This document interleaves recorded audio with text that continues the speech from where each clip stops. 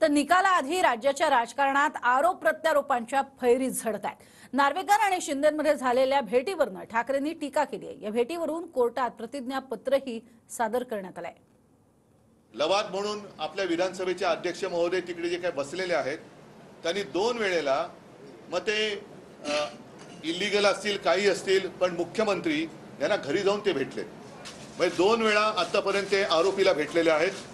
आरोपीला ते भेटतात इकडे न्यायमूर्ती आणि आरोपी दोघांची फोटो आहे त्याच्यामध्ये, कारण आमच्या दृष्टीने ते आरोपीच आहेत। आम्ही त्यांच्यावरती अपात्रतेचा गुन्हा किंवा खटला दाखल केलेला आहे आणि त्याच्याबद्दल आम्हाला न्यायाची अपेक्षा आहे।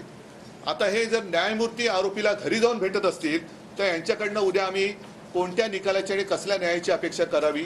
माजी मुख्यमंत्र्यांबरोबर बैठक ही 3 जानेवारीसाठी नियोजित होती, परंतु ती होऊ शकली नाही कारण मी आजारी होतो आणि इन्फ्लुएन्झाची लागण झाल्यामुळे मला 3-4 दिवस घरातून बाहेर पडता आलं नाही। तब्येत सावरल्यानंतर रविवारी मी मतदारसंघातले काही महत्त्वाचे प्रश्न तसंच विधिमंडळ बोर्डातील काही प्रश्नासंदर्भात मुख्यमंत्र्यांबरोबर तातडीची चर्चा करणं अत्यंत आवश्यक असल्यामुळे मी त्यांची भेट घेतली। आधी सर्व गोष्टी ज्यांच्या पुढे केस आहे आणि ज्यांची केस आहे त्याच्यात ज्यांची केस आहे त्यांनी ती केस मांडणं याच्यात काही चुकीचं नाही, पण ज्यांच्या समोर मांडली जाते आणि ज्यांचा निर्णय अभिप्रेत आहे तेच घ्यायचं। ज्यांची केस आहे त्यांच्याकडे जात असतील तर संशयाला चिंता वाटावी अशी जागा याचं निर्माण होते। मुंबई एअरपोर्टच्या विमानतळाच्या VIP लाऊंजमध्ये जयंत पाटील आणि अनिल देसाईंना भेटलो, मग ते पण हेतुपुरस्पर होतं का? माझी भेट झाली, तिकडे भेट झाल्यावर चर्चा होते। गेल्या वर्षभरात शिवसेनेच्या ज्या आमदारांवरती अपात्रतेची याचिका दाखल आहे त्यापैकी एकही मला भेटला नाही का? मला प्रत्येक आठवड्यात अनेक सुनील प्रभू येऊन भेटले आहेत, मला अजय चौधरी येऊन भेटले आहेत, मला अनेक लोक येऊन भेटले आहेत, म्हणजे मी या कोणालाच भेटायचं नाही का?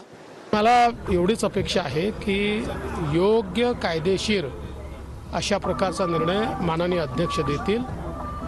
आमच्या शिवसेनेची बाजू ही अत्यंत भक्कम आहे।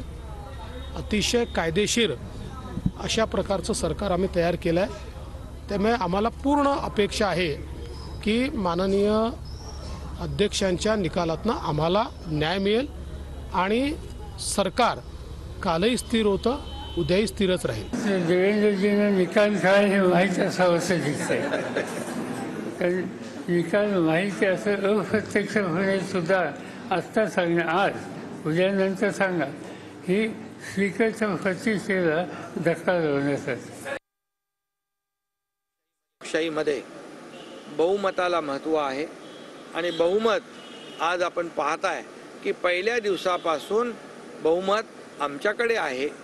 लोकशाहीमध्ये बहुमताला महत्त्व आहे, विधानसभेत देखील बहुमत आहे, लोकसभेत देखील बहुमत आहे आणि त्याचबरोबर निवडणूक आयोगाने देखील अधिकृत शिवसेना पक्ष म्हणून आणि अधिकृत सिम्बॉल धनुष्यबाण अधिकृतपणे आमच्या पक्षाला दिलेला आहे आणि मला वाटतं, मला खात्री आहे, अपेक्षा आहे की मेरिट प्रमाणे निकाल लागावा। ज्या खटल्याचा निकाल खरं म्हणजे 2 महिन्यात लागायला पाहिजे होता त्याला 2 वर्ष लागतायत। याच्यामध्ये हा वेळकाढूपणा आहे आणि त्याच्या पुढे ते असं म्हणतायत की कदाचित अध्यक्षांवरती म्हणजे लवादांवरती एक तर दबाव असेल किंवा ते